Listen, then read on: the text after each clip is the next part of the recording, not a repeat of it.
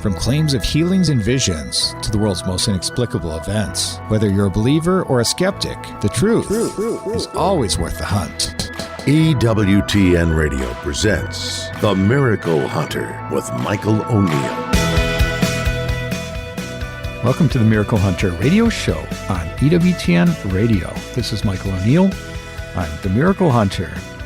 Coming up, we have a big event in Rome. Of course, canonization of the young saint, Blessed Carlo Acutis. He'll be a saint, and I'm sure there'll be many people there, including myself, to revel in this new moment in the church where we have the first millennial saint.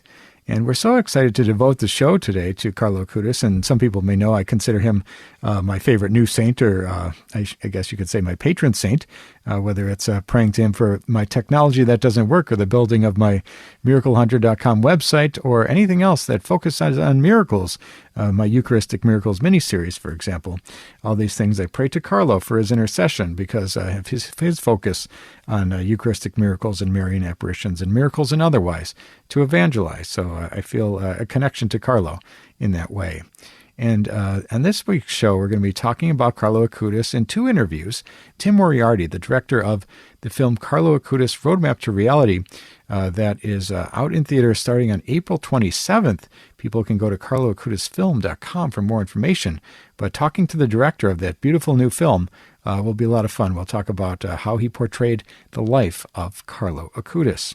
In addition to the radio show, of course, I have programs on EWTN, so people who like to follow my coverage of miracles, they can check out my series, They Might Be Saints, which is my program about people on the path to sainthood, with a special focus, at least for now, on Americans. And so I have a book that's out called They Might Be Saints, which is available at EWTNRC.com. But also people can follow They Might Be Saints on social media and watch the show.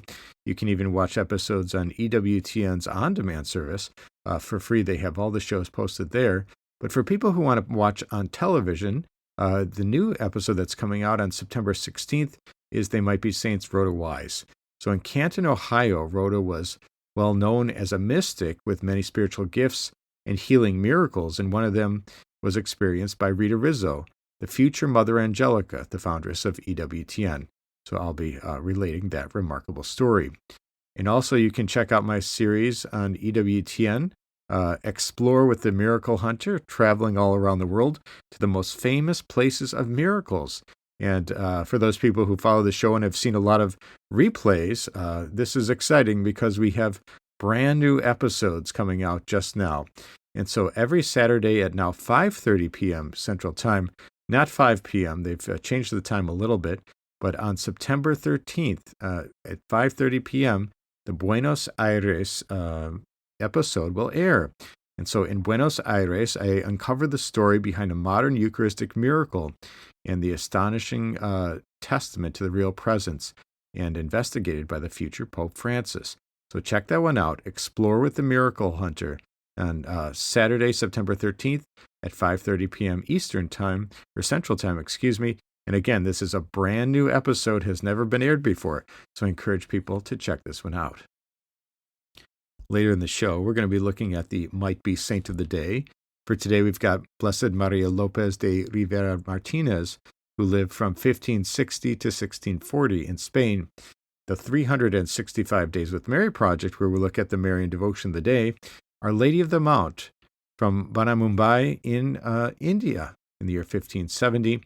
And the question of the week, is it possible that the children killed in the recent Minnesota shooting may be someday canonized as martyrs? Tough question. I'll try to answer that one later in the show. And the miracle of the day, Our Lady of Salta, the Virgin of the Miracle of Salta, Argentina, from 1692. I'll try to tell you a little bit about that one in just a little bit. Let's take a look at the miracle news. We do this every week where we talk about the miracles happening around the world and those things that relate to miracles. And I've often joked or commented, people say, if you were betting in Las Vegas, who would be the next American saint? Of course, typically you need to be a blessed for that to happen, and needing only one miracle to advance. And I've always said that Michael McGivney is the one who will make it, because he has so many people, so many members of the Knights of Columbus praying for his intercession. And so, we have a miracle that's being reported by the Connecticut Insider. So in Watertown, Connecticut, there was a high school athlete, Cole Itzeri. He was scheduled for surgery in early 2025 after a brain lesion. The suspected tumor caused debilitating symptoms. But in a remarkable turn, in a preoperative MRI showed the lesion had disappeared entirely without surgery, chemotherapy, or radiation. And doctors are uncertain what caused the regression, but Cole and his family attribute this recovery to a prayers to the priest and relic of Blessed Michael McGivney. Itzeri went on to then have a standout senior baseball season, and he plans to play in college. And so that's a potential miracle that may be considered toward the canonization of Blessed Michael McGivney, the founder of the Knights of Columbus. For more information on this story or any of the other miracle stories happening around the world, you can go to the Facebook feed of The Miracle Hunter. Let's take a look at Catholic Pub Trivia. We do this every week where we ask a trivia question and give out a prize to an emailer who writes in the fastest with the correct answer. My friends who know me know that I love trivia. You might find me playing pub trivia on some random night at a bar somewhere, but this is Catholic Pub Trivia. So we'll give you a question, and if you know the answer, and and winners will be posted on the show page on miraclehunter.com. So the question for this week is, actually it's last week's question. Who was the last Italian male to be canonized? And the answer is Saint Giuseppe Alamano, who lived from 1851 to 1926. He was an Italian Catholic priest who established the consulate missionaries for males and another one for females. And the Consolata Missionary Sisters. Alamano also served as the rector of the Santuario della Consolata and transformed the shrine into a source of spiritual renewal for the faithful. He was beatified on October 7th, 1990, and canonized on October 20, 2024. So he is the most recent Italian male saint to be canonized. And to stay on the theme of Carlo Acutis, we have his feast day having been announced for October 12th every year. And what major Marian miracle from South America is also celebrated on that very day? So again, we're looking for the big Marian miracle happening in South America on Carlo Acutis' feast day of October 12th. If you think you know that answer and want to win the prize, The Image of the Faces of Mary, send me an email to questions@miraclehunter.com, and maybe you have the right answer. And answers and winners will be posted on the show page on miraclehunter.com. We need to take a short break, but when we come back, we're going to be hearing from Tim Moriarty from Castletown Media, the director of the film Carlo Acutis, Roadmap to Reality. Stay with us for that.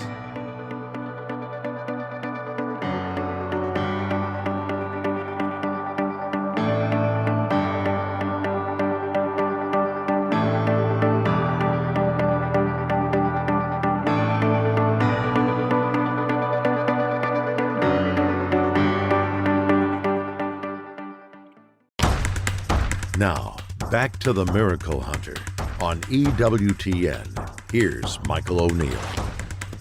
Welcome back. You're listening to the Miracle Hunter radio show on EWTN Radio. This is Michael O'Neill. I'm the Miracle Hunter. As I've mentioned before many times, my patron saint is Carlo Acutis, the new saint from Rome, with the canonization happening there in Rome on the 27th. And I'm so excited to be there in person, and this is a big moment for me personally. I've spoken with his mother on different interviews, and I've got a little icon of Carlo, and I definitely pray to him when my technology isn't working right, but also his focus on miracles is something that he and I share. So I always am inspired by the work that he did on his website in promoting Eucharistic miracles and Marian apparitions and otherwise. So I feel to be a kindred spirit with Carlo Acutis in some ways, so I'm beyond excited about his canonization coming up on April 27th. So excited to be there in person. Well, today we've got Tim Moriarty. He's the director of a brand new film that'll be hitting theaters on April 27th, the canonization day. The name of that film is Carlo Acutis, Roadmap to Reality. People can find out more at carloacutisfilm.com. Welcome to the program today, Tim Moriarty. Thanks so much for having me, Michael. It's a real pleasure and honor to be speaking with you. Well, this was a great film. I had the opportunity to take an early look at it, and it is so well done. And I think audiences everywhere are going to be excited to learn the backstory, the background of Carlo Acutis. And we see interviews with his mother and father and various people, authors and otherwise, people related to him who have a lot to say about the young saint. How did this project gain traction? How did it get started? Yeah, absolutely. So my company's Castletown Media, and we previously worked on a couple different documentaries. Most recently, Mother Teresa, No Greater Love, which was a Knights of Columbus film. And then last year, with Jim Wahlberg, we produced Jesus Thirst, the Miracle of the Eucharist. And there was a gentleman down in Beaumont, Texas, who had really a great benefactor of the church down there, had built a youth camp for kids. And his bishop, Bishop Toops, wanted to name the chapel after Carlo Acutis, and he'd never heard of him. So he read a book and was just deeply moved. And Jim had been giving a talk there at a men's group, and the idea just came to this gentleman. Boy, we need a film about Carlo. And so he approached us with the idea. About a month later, Mrs. Acutis was actually traveling in the United States, and she made a visit down to Beaumont. So I was able to fly down there and meet with her and talk to her about what angle we would take on this. We sat down and said, a lot of folks have done some work on Carlo, what his life was all about, emphasizing just the fact that he was relatable. But what did she think was important to tell? And she said, Carlo was ordinary. He wore blue jeans and sneakers. But really, he was a mystic. I mean, he was a mystic who had a deep, deep prayer life. And she said, yeah, he was the first, he's been called the first digital saint, but he was also aware that this whole digital world has dangers too. And she told the story right then and there that, he loved computers and he loved video games, but he had read articles even as a young person about kids getting addicted to video games. So he actually monitored his use. He would only allow himself 1 hour a week playing with his PlayStation. So she said, I think that angle to Carlo needs to get out more. And so that kind of set us off on a journey to tell the story of Carlo, but really to put Carlo in relationship to our contemporary cultural moment, to the crisis facing young people with screen addiction, to the mental and spiritual crisis they're facing with really high depression rates and isolation, and really examine what is this virtual world that we're increasingly living in, and how in many ways is it antithetical to the sacramental world, to this extension of the incarnation where Christ meets us in the Eucharist most especially, which Carlo was deeply devoted to. So that's a little of the backstory and why we wanted to take this angle to our film, which was about Carlo, but it was also, what does Carlo mean for us today, especially young people who are facing just the tremendous challenges of this cultural confusion, this milieu of the virtual melding into the real, and the confusion about what is real. Yeah, no, that was one of the things that caught me off guard when I watched the film. I thought, well, this is going to be a biography only of Carlo Acutis. I'm going to learn all these things, and I did learn so many things. And I must say the film is so well done. The production value is tremendous on this film, and the graphics, et cetera, are so well executed.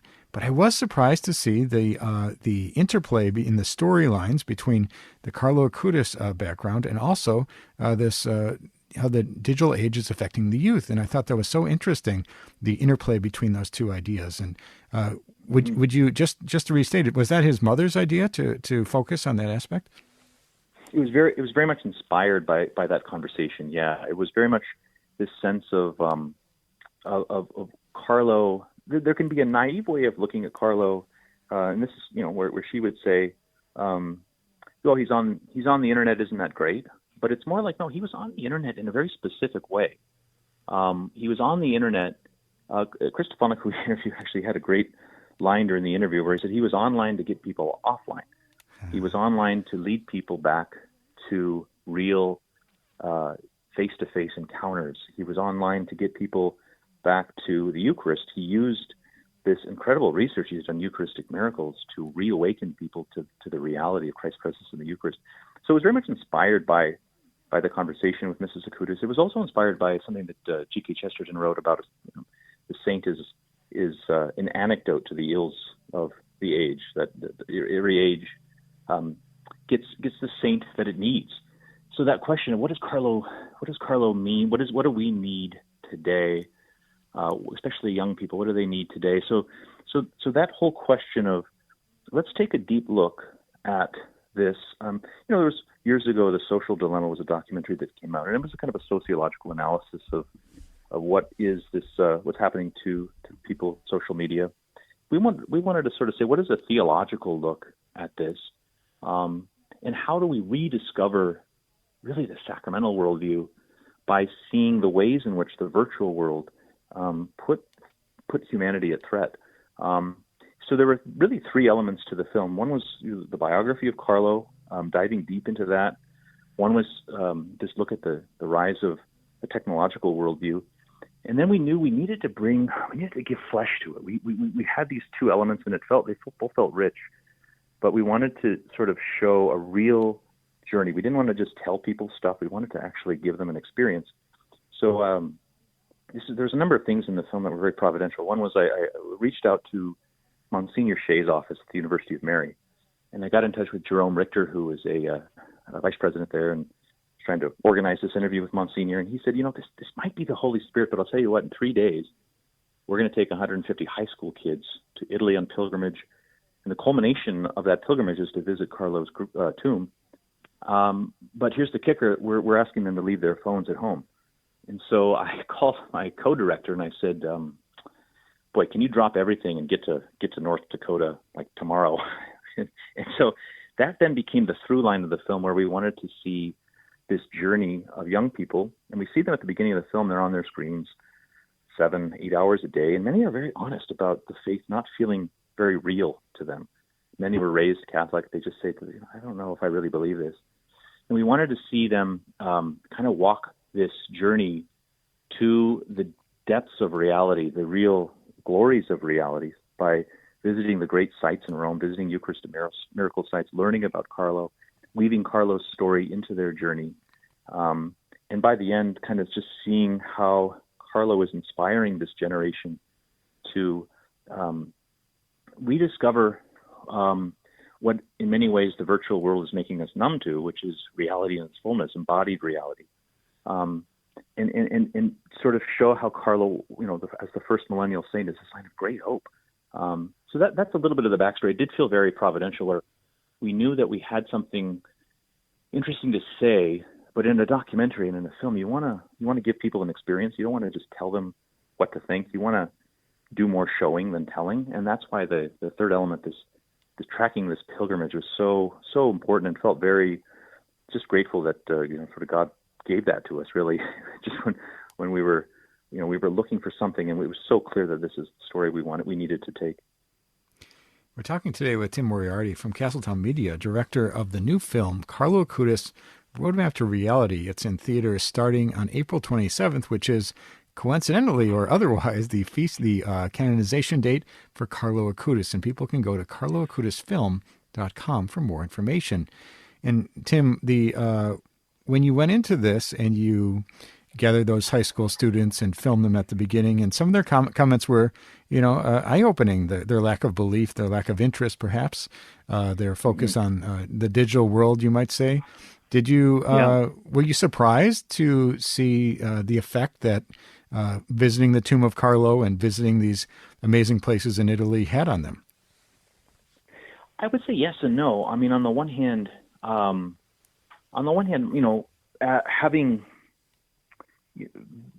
having been on my own journey, having walked away from the faith, and then coming back, knowing the reality of the depths of reality that are always on offer to us, it wasn't surprising that if you can take people on a journey and get them away from their distractions, that something will happen, that God works, that God will work. And what was surprising, though, was I don't know if it was what was really to me telling was the honesty at the early part of our documentary, where they a lot of these kids come from great families, and they were just honest. When you live your life on your screen that amount of time every day, there's a kind of something becomes desensitized.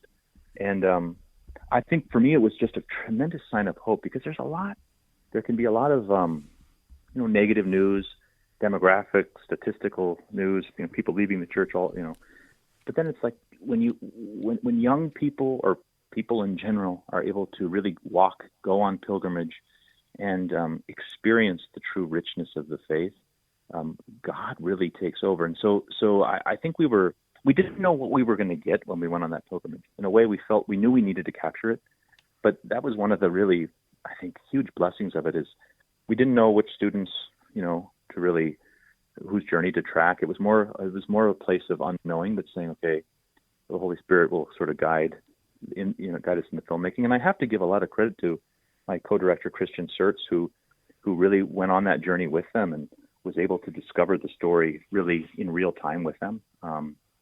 So I think for us, it was really a sign of hope. And in a way, it really does mirror Carlo's own life. He came from a family that was culturally Catholic, but not practicing. His mother, she says that she'd maybe been to church 3 times in her life. And I know that line was shocking in the movie when I heard her say that. That was incredible. I know, it's true. It's true. And so we're in a kind of post-Christian world now. And instead of feeling fearful or sad about it, this is a story of what God is doing in that situation, where he's stirring hearts, like Carlo, who at 4 years old was drawn to the church, drawn to the tabernacle.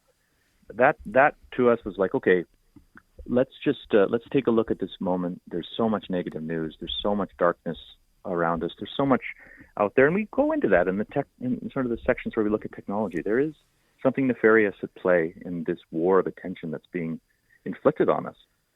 But in the midst of that, God is doing something remarkable, absolutely remarkable. And I think at the heart of it is, as Catholics, it's a rediscovery of his presence in the Eucharist. And Carlo knew that intuitively, and he was pointing to that in everything he did. He shows us a way towards renewal. So I would say there's many surprises, but at the same time, it was a real affirmation of faith that God is present to us and working with us today. Absolutely. Well, we're so grateful to you for joining us on today's program and talking to us about this new film. People can find out more at carloacutisfilm.com. When can they watch this? How do they watch this film about Carlo Acutis? Yeah, we're very excited. We're in over 1,000 theaters. So it's a pretty wide release, and the ticket sales have been so good. The theaters are actually surprised. They're actually adding a couple dates. So opening is April 27th is canonization day. It's a way for people to participate really in the celebration of his canonization. If you're not able to travel to Rome, we're able to share in that here in the United States. So on our website, people can just type in their zip code and find out the local theater. And so April 27, and we've got 5 days where it'll be in theaters. So encourage people to check there, and then we'll be updating, where it will be available after that. But there's something really, there's something about going to the theatrical, going to a theater with people who are encouraged, groups, parishes, discussion groups, school groups, youth groups. There's a lot of, I think, beauty in going to this together. And the other thing we're doing, we partnered with the McGrath Institute for Church Life. They've created a really beautiful discussion guide that accompanies the film for people to kind of reflect on. And another partner of ours is the National Eucharistic Revival. They're also a sponsor who I think this really aligns with the work that they're doing and really renewing and reviving a deep faith in Jesus and the Eucharist. So yeah, I encourage people to check out the website.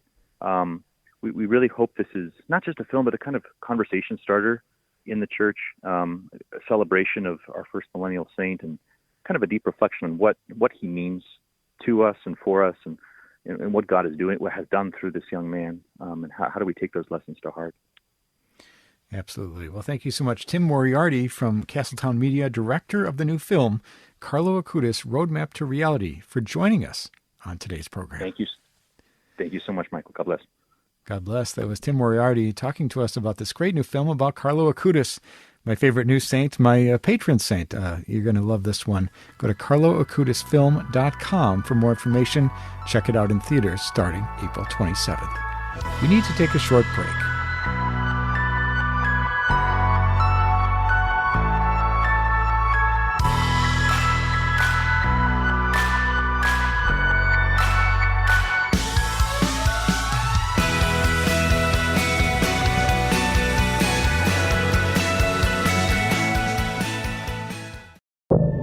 Now, back to the Miracle Hunter on EWTN. Here's Michael O'Neill. Welcome back. You're listening to the Miracle Hunter radio show on EWTN Radio. This is Michael O'Neill. I'm the Miracle Hunter. I got an interesting question this past week when I was speaking, and it was a tough one. But I love getting people's questions. I love hearing what people are thinking about, and I travel all around the country at different parishes, shrines, religious organizations, conferences, and I talk, of course, about miracles. Sometimes about how the church investigates, sometimes about Eucharistic miracles, sometimes about Marian apparitions. It all depends. But I speak for 45 minutes and then usually open it up to questions, and I love to hear what people are thinking about. One very interesting question that I got during my last talk was, is it possible that the children killed in the recent Minnesota shooting may be canonized someday as martyrs? Now, that's a very tough question, of course, with this memory fresh in our minds. Maybe down the road at some point this will be considered. But when it comes to martyrdom, we talk about people being killed in odium fidei, out of hatred for the faith. So, in canonization causes where somebody is being proposed as a martyr, they look at the circumstances of death and they say, was this person killed because of their faith? And these children were killed at Mass, and the shooter was said to have a hatred towards the Catholic faith. And so perhaps this is something that will be considered down the road someday. And this is the typical type of martyrdom where we see somebody who is practicing their faith or standing up for their faith, and somebody who took issue with that and ended their life. So anything's possible in this case, but it's an interesting question. And it's certainly a question on the mind of Catholics all around the United States. If you have a question for the Miracle Hunter, you can send me an email to questions@miraclehunter.com, and maybe I'll be answering your question on the air next week. Let's take a look at the 365 Days with Mary project. We do this every week where we look at the Marian devotion of the day as it lines up exactly to the day's date. We all know Fatima, May 13th, or Guadalupe, December 12th, or Lourdes, February 11th, but believe it or not, there's a different Marian devotion that lines up each day to the calendar year from somewhere around the world. So for today's date, we've got Our Lady of the Mount from Bandra in Mumbai in India in the year 1570. And the story goes that a beautiful wooden statue of Our Lady, depicted as the Mother of God, was initially brought by the Jesuits from Portugal in the year 1570, when a simple mud oratory for private devotion was built near Land's End, Bandra, overlooking the Arabian Sea. In 1700, Bandra was invaded by a pirate army by the Muscat Arabs, who ransacked the chapel for treasure. They were disappointed in not finding great riches. They chopped off the right forearm of the statue, thinking it was of gold. They also intended to set fire to the church when a huge army of bees attacked them so cruelly that they were forced to leave. And when the Mount Mary Chapel was rebuilt in 1761, the damaged statue was repaired. Over the centuries, devotion to this statue grew as numerous favors were granted. And that's Our Lady of the Mount from Bandra, Mumbai in India in 1570. For more information on this fascinating devotion, or any of the hundreds of other Marian devotions from around the world, you can go to the website, 365dayswithmary.com. You can pick up the book, download the app, or join the Facebook page that has over 10,000 followers of people who get a different title of Mary each and every day of the calendar year. Let's take a look at the miracle of the day. We do this every week where we try to find a miracle that lines up exactly to the day's date and some date in Christian history in some year. And so for today's date, we've got the 13th of September. Our Lady of Salta, the Virgin of the Miracle of Salta, was from September 13th, 1692. And the story goes that during a devastating earthquake in Salta, Argentina, on September 13th, 1692, a statue of the Immaculate Conception fell but remained completely undamaged. And this was seen by the local people as miraculous. It sparked devotion to Nuestra Senora del Milagro, or Our Lady of the Miracle. And that is today's 365 Days with Mary item from the year 1692. Let's take a look at They Might Be Saints. We talk about people on the path to sainthood, whether they're servants of God, venerables, blesseds, before they have all their miracles and are declared saints by Rome. But this week, of course, the big news was the canonization of Pier Giorgio Frassati and Carlo Acutis. This was September 7th, Pope Leo XIV presiding in his very first canonization. And, of course, we know of Pier Giorgio Frassati, who lived from 1901 to 1925. He was a layman, a young person in lay associations, and he committed himself wholeheartedly to initiatives of social development and charity towards the poor and the sick until he died when he was struck by paralysis. And, of course, Carlo Acutis, 1991 to 2006, as a young boy, he was deeply devoted to the Virgin Mary and the Eucharist. He developed computer projects on faith-related topics. He also had extensive volunteer experience with the homeless and soup kitchens there. He was struck by leukemia. He died at 15 years old on October 12th, 2006. And their feast days were just announced for Pier Giorgio on his death anniversary, and also the same for Carlo Acutis on October 12th, his death anniversary. So that is the big sainthood news coming out of Rome this week. We also like to talk about They Might Be Saint, the Might Be Saint of the Day, a person whose death anniversary or feast day is lining up exactly to the day's date. For September 13th, we've got Blessed Maria Lopez de Rivas Martinez, who lived from 1560 to 1640 in Spain. And she was born on August 18th, 1560, in Guadalajara in Spain. And she was born wealthy, but gave it all up. Her father died when Maria was 4 years old, and she was raised by her paternal grandparents. She was well educated and joined the Carmelites at Toledo at age 17 and lived 63 years as a Carmelite nun. She was a stigmatic, a prioress, and in 1600 she was unjustly accused of an offense by one of her sisters, and she was removed as prioress and was isolated for 20 years. She was a close friend of St. Teresa of Avila, and Teresa trusted her so much that Maria was a test reader for the interior castle.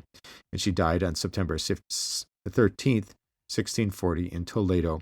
Was declared venerable by Paul VI and also blessed on November 14th, 1976 by Pope Paul VI as well. And that is today's Might Be Saint of the Day, Blessed Maria Lopez de Rivas Martinez from Spain. With one more miracle, she will be declared a saint. And for those people who want to check out the television series They Might Be Saints, it airs every week on EWTN. And this week on September 19th, the episode of They Might Be Saints Rhoda Wise will air. In Canton, Ohio, Rhoda Wise was well known as a mystic with many spiritual gifts and healing miracles. One of them was experienced by Rita Rizzo, the future Mother Angelica of EWTN. You can check this one out on Tuesday, September 16th, or go online to EWTN's on-demand site, ondemand.ewtn.com, and you can watch it that way. We need to take a short break, but when we come back, we're going to be hearing from the mother of Carlo Acutis. Antonia Salzano will be joining us to talk about him and her book, My Son Carlo. Stay with us for that.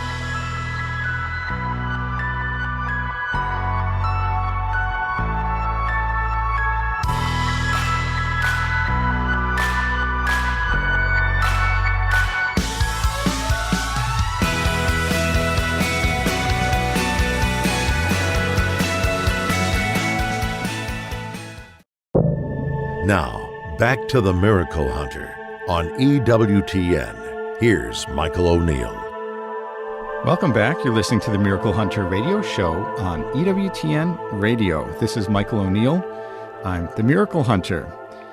This past week, I got some news that was some of the most exciting news I've seen in a long time as the Miracle Hunter. Popping up on my phone was the reports of a new miracle that was approved in the canonization cause for Blessed Carlo Acutis, soon to be Saint Carlo Acutis. And for those people who don't know, he's the young man who died from leukemia.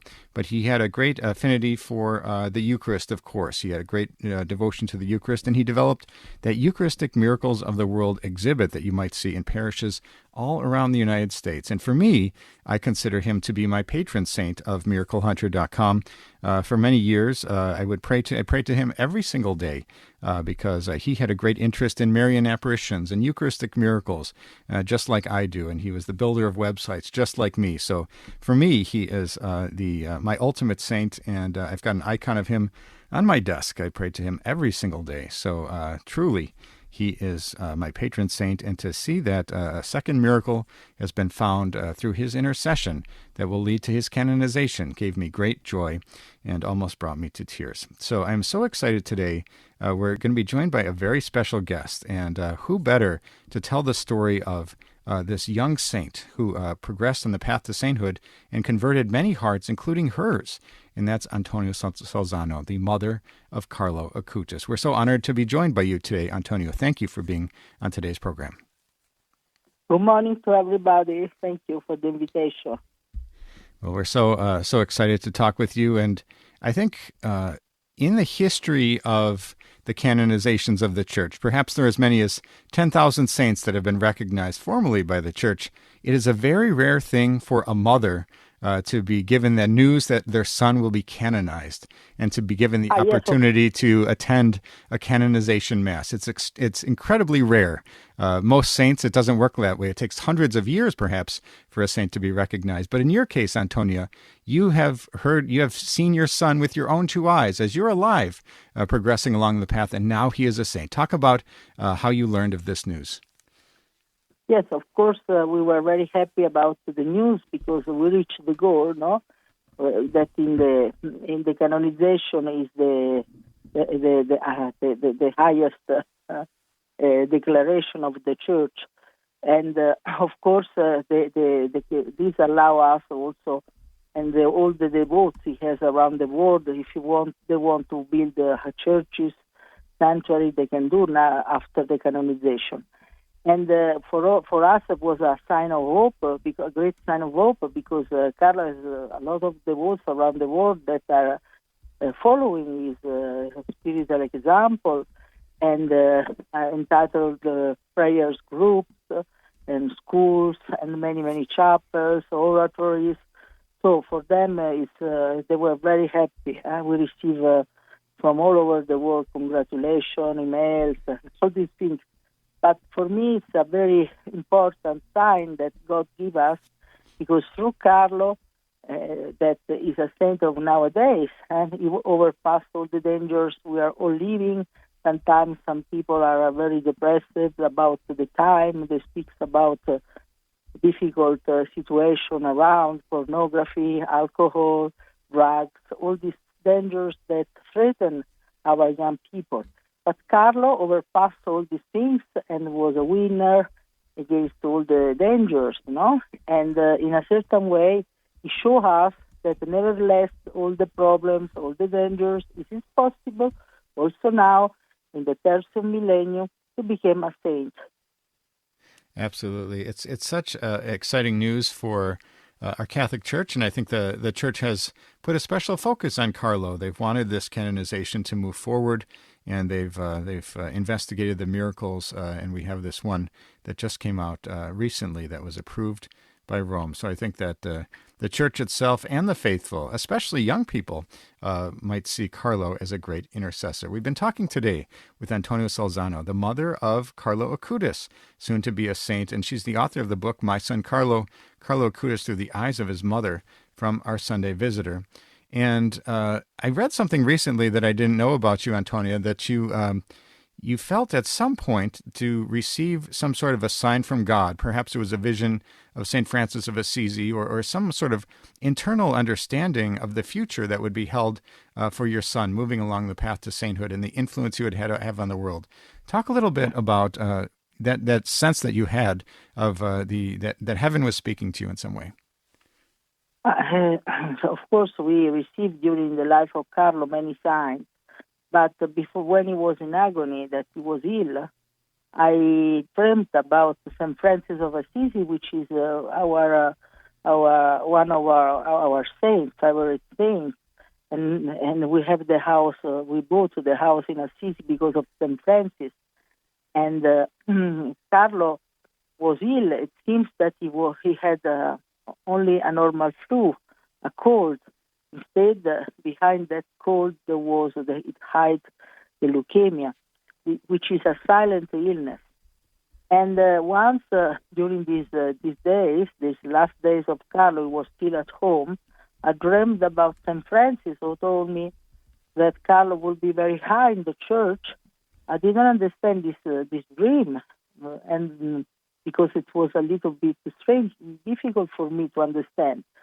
And after I heard like a sort of locution. I'm not a mystic at all, but something like a voice that say, Carlo will die. Huh?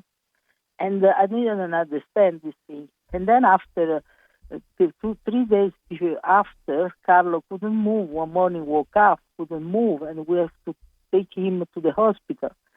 And then we had the terrible diagnosis of leukemia that at that time was not very possible to cure because it was the most fulminous one. But now I always prayed, Carlo, please, Carlo, find the way that they can discover the cure. And luckily now there is the cure to heal this terrible illness. And so that is a little bit the story of St. Francis, who was always close to us, gave us so many signs. St. Francis considered was a saint that used to attend Mass 2 days a week, two times a day, and there was a very Eucharistic saint. This is the reason why Carlo was so devout. And one of the things that I find so fascinating, and we're talking today with the mother of Carlo Acutis, what I find so fascinating is in the story of most children, they learn their faith from their parents, perhaps. They see their parents leading them towards the sacraments and otherwise, and Mass attendance. But in the case of Carlo, perhaps it was through his nanny, Beata, who exposed him to Mass. And Carlo ended up being an inspiration to you. Isn't that true, Antonia? Yes, it's true. It's true. Carlo was a little savior for me. I always tell. Through Carlo, I got deeper in my faith. Before I was like a Protestant, even if I was Catholic. And unfortunately, I grew in a family. I like family. They never bring me to Mass. And it was very difficult for the religious point of view, my family. And I was a lonely child. And with Carlo instead, I really... since he was very small, he was so, religious, pious in his constitutionally. And little by little, he helped me to understand that in the Blessed Sacrament, there is the real presence of God. And before, I was really like a Protestant. I thought that the sacraments were only symbols, nothing more. And I always say that the discovery of the real presence of God in the Blessed Sacrament was the discovery of my life, the most important thing, because since I entered in this mystery, I understood. I started with Carlo to go to Mass each day, to do Eucharistic adoration each day like Carlo. And really, for me, it changed my life. And really, Jesus healed me and purified him, transfigured me, even if I still have to convert, because probably I will finish in the purgatory in my conversion. But anyway, I really saw the changement in my life. The way I was looking at the world changes completely, because really Jesus, when he entered the Blessed Sacrament, you start to really do seriously in Eucharistic life. Your life changed completely. Absolutely. We're talking today with Antonia Salzano, the mother of Blessed Carlo Acutis. It was just announced this past week that he will be Saint Carlo Acutis coming soon.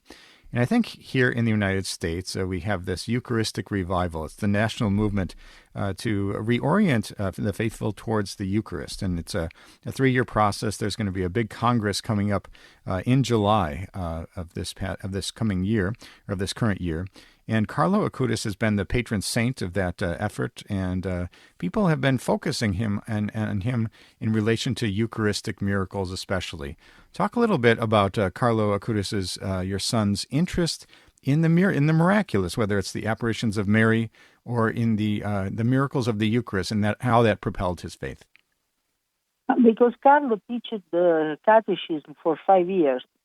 And he realized that there are queues in front of a concert, in front of a football match. But he used to say, I don't see this queue in front of the tabernacle. That is a Jerusalem among us, is the house of God. Because God promised, I will be with you to the end of the world. And he remains with us, and he hides behind the Blessed Sacrament, but he's really present. As Pope Benedict used to say, he's physically present. Of course, God is everywhere from a spiritual point of view, but in the Blessed Sacrament, he wanted to remain physically. And this awareness of Carlo was so strong, so big. He started to go to Mass when he was 7 years old each day, and to do Eucharistic adoration each day.